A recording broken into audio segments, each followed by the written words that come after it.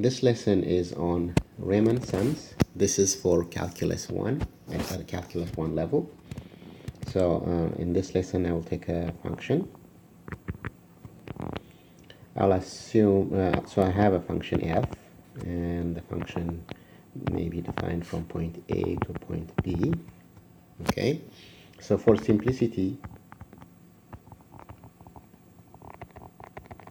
purposes, for now, I may have a different function later on, but for now I'll assume that f of x is all positive, or maybe 0,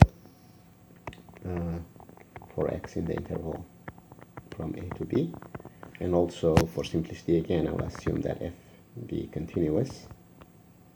Okay,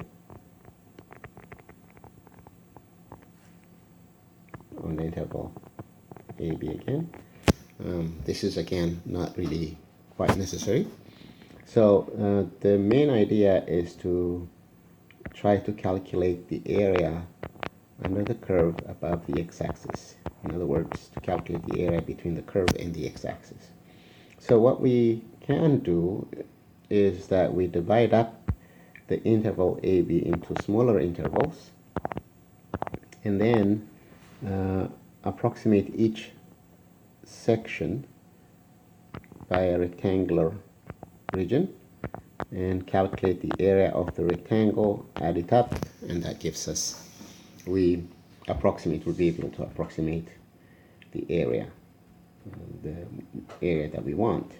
The more regions we make, the closer the area is to our actual area. So I have a little simulation here. As you can see, I have a function f that I drew, and I have the interval from 0 to 2. In this case, I divided it into 8 subintervals, and I made rectangles, and you can see that the area of the rectangles seems to be to approximate the area of the region. So if I increase the number of rectangles, the area covered by the rectangles seems to approximate better and better of the area that I want. Okay, so this shows us that when n is small, we have simpler calculation, but not an accurate approximation. We can take these rectangles to have the heights at some sample points. Those sample points can be, in this case, midpoints that I did, or they can be the left endpoints of the subinterval. So we'll talk about those, or the right endpoints of the intervals, and we make different rectangles based off of those. So let me come back to my little drawing here. So basically what we're going to do is we will take the interval AB, okay, and divide it up into smaller subintervals. And what would be the size of each interval? The size of the interval depends on how many intervals we want. So given the interval AB and given n, let's calculate the size of each interval. Let's call it delta x. That's b minus a over n. In this lesson, we'll assume that the intervals are all of equal size. But in more general situation, the intervals could be of different size. So we would have delta xi instead of delta x. But in this case, we'll make it simple. Delta x is b minus a over n, and so let me make my x-axis a little bit different. So I have a, I have b, and these are the tick marks to make the subintervals. I will call this x1, I will call this x2, and so on and so forth. since I have n subintervals, I'm going to call this xn. I will call this x0.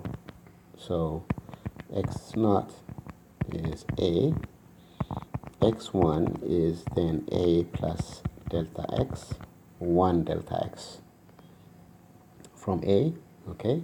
x2 is x1 plus 1 delta x, okay? x3 is x2 plus delta x. That way I make all my divisions. Xn is xn minus 1 plus delta x. So a quick example is if my interval AB is, let's say, from 0 to 2, and my n is 4, then delta x would be 2 minus 0 over 4. That's 1/2. So each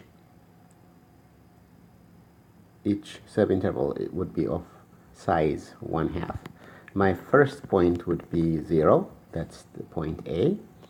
My next point would be 0 plus 1/2.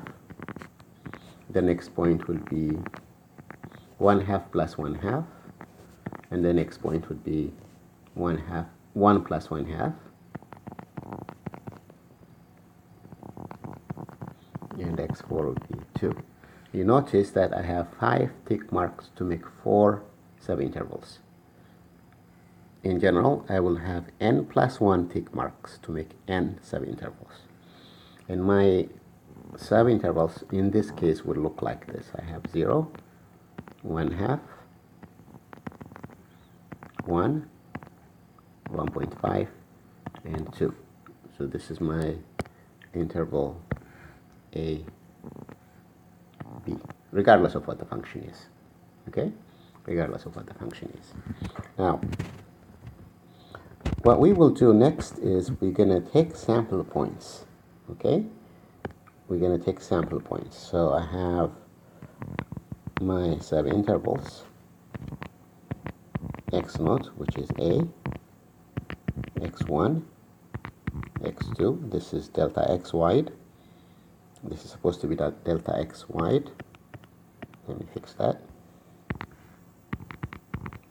This should be equal size. I will have x3 and so forth up to b, which is xn. Okay. Now take sample point in each subinterval. So you can take a sample point x1 star in the first interval, x2 star. It's sample point, so it's more like random point. Okay. But within the interval, it could be a left endpoint, it could be a right endpoint, or anywhere in the interval. In practice, we usually take the left endpoint or the right endpoint. Sometimes we take the midpoint. Okay? So x3 could be this, x3 star, and so on and so forth. Okay? Once we collect those, then we will decide the height of the rectangle by taking the functional value of x1. And the width is already determined, it's delta x.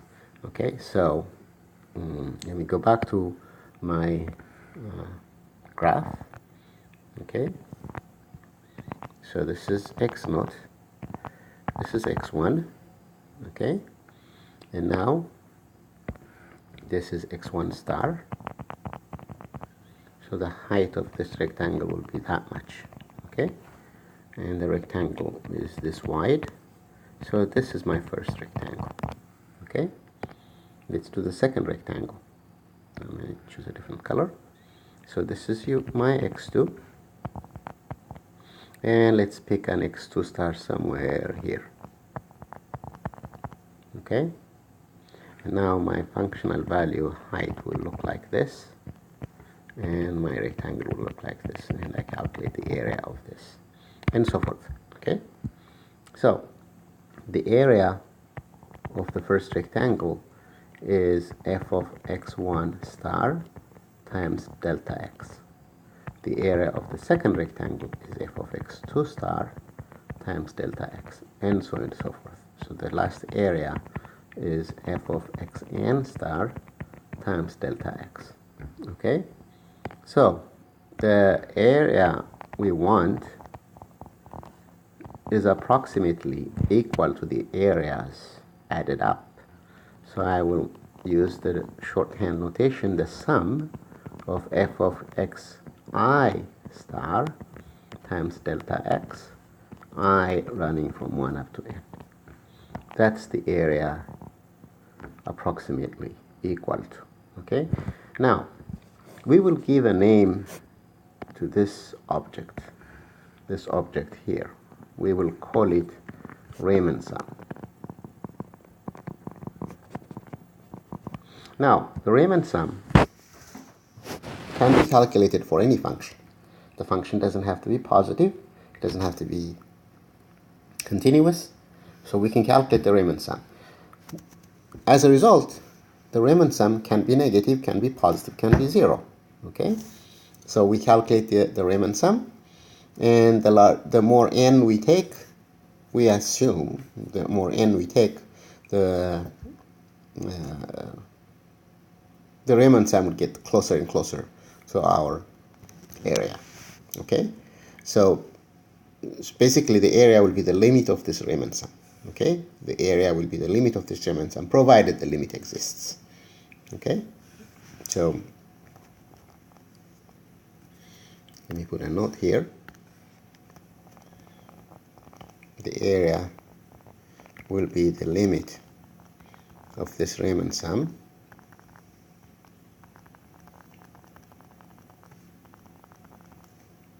as n approaches to infinity, provided the limit exists. In many circumstances, whether the function is continuous or not, this limit exists. When a function is continuous, it does exist, the limit does exist. Okay? This area is the signed area. It's not exactly area of origin, but it is the signed area. It could be positive, could be negative. It may have positive area, it may have negative area. Added up might cancel things out. So that's what the Riemann sum is. Okay? So in general, Riemann sum is the sum of f of xi star times delta xi from 1 up to n. Okay, this is what we call the Riemann sum. The limit of the Riemann sum will be the usable part in many cases. Okay, now let's do an example or two. Okay, so I'll have a function f of x equals x squared with the interval from 0 to 2 and n equals 4. We're going to calculate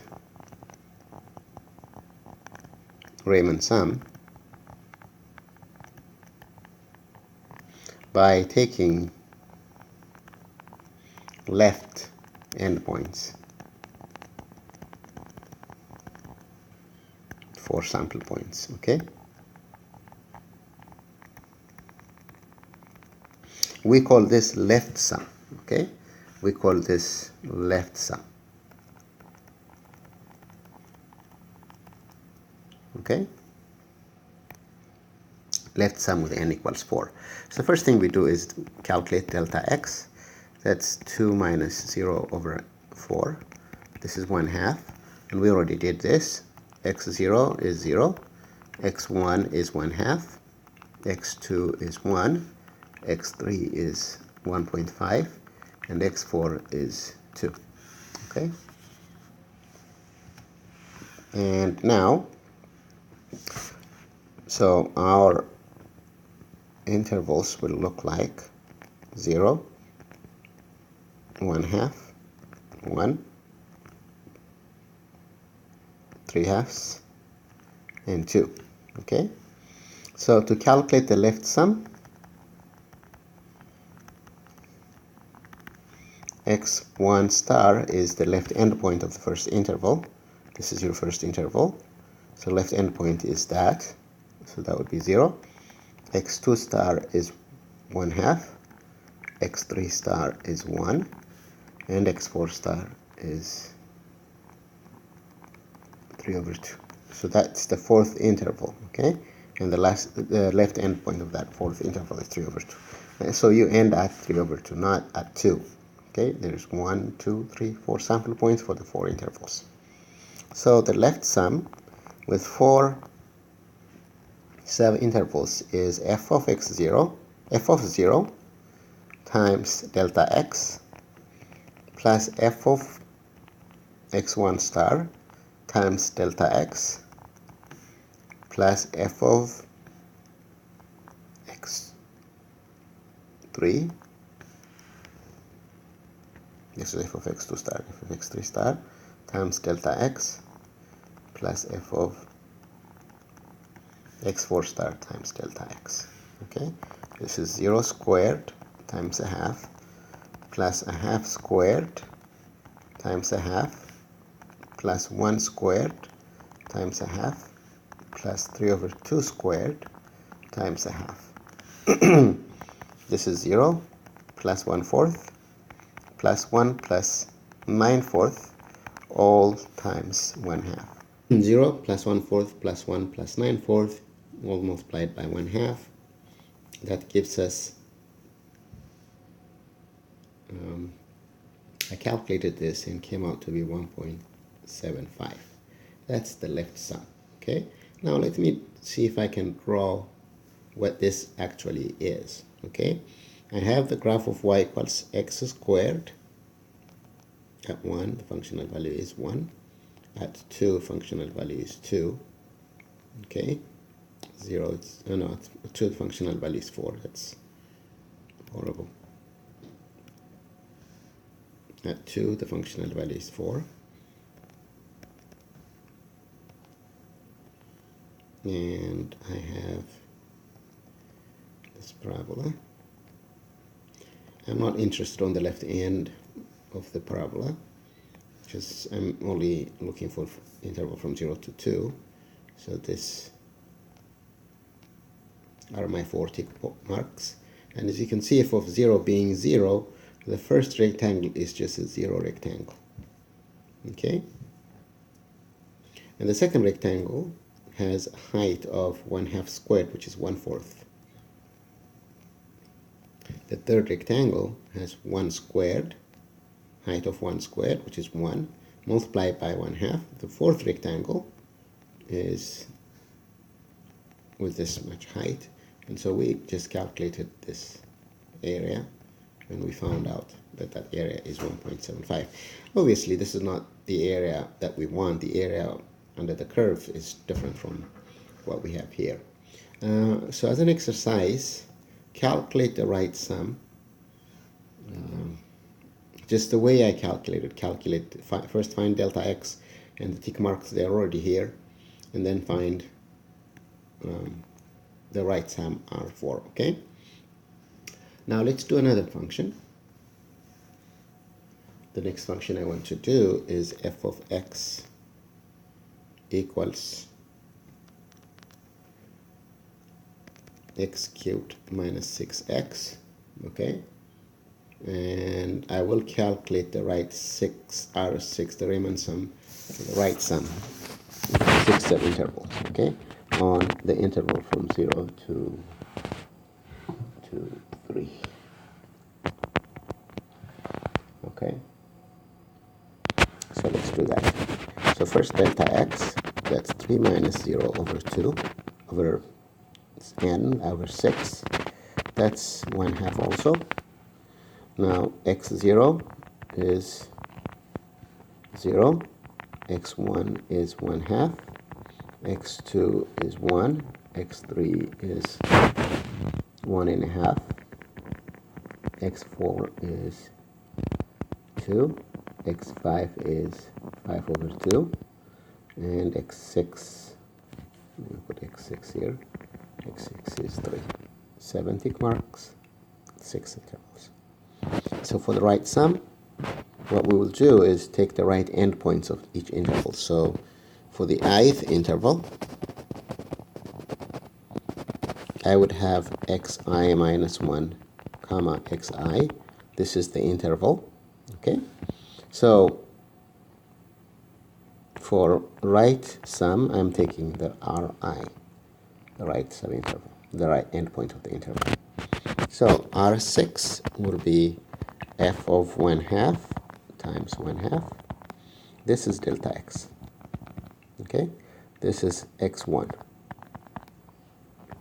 plus f of 1 times 1/2 plus f of g over 2 times 1/2 plus f of 2 times 1/2 plus f of 5 over 2 excuse me, times 1/2 plus f of 3 times 1/2.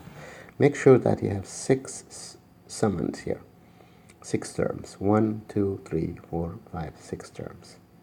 Okay? And computing this, I found out that it is 1/2 times some 1, 2, 3, 4, 5, 6. I don't want to bother you with the details. You just calculate f of 1/2, meaning put 1/2 in for x in cube minus 6 times 1/2. That's what you need to do. So I think I would rather just give you the final answer here. What I got here is negative 3.9375. Okay? That's what I got. Alright, so this is what the right sum is. And I showed you an example on the left sum. And you should be able to calculate the left sum and right sum of the functions that we have in the exercises. Alright, and have a nice break, and I'll see you on Monday.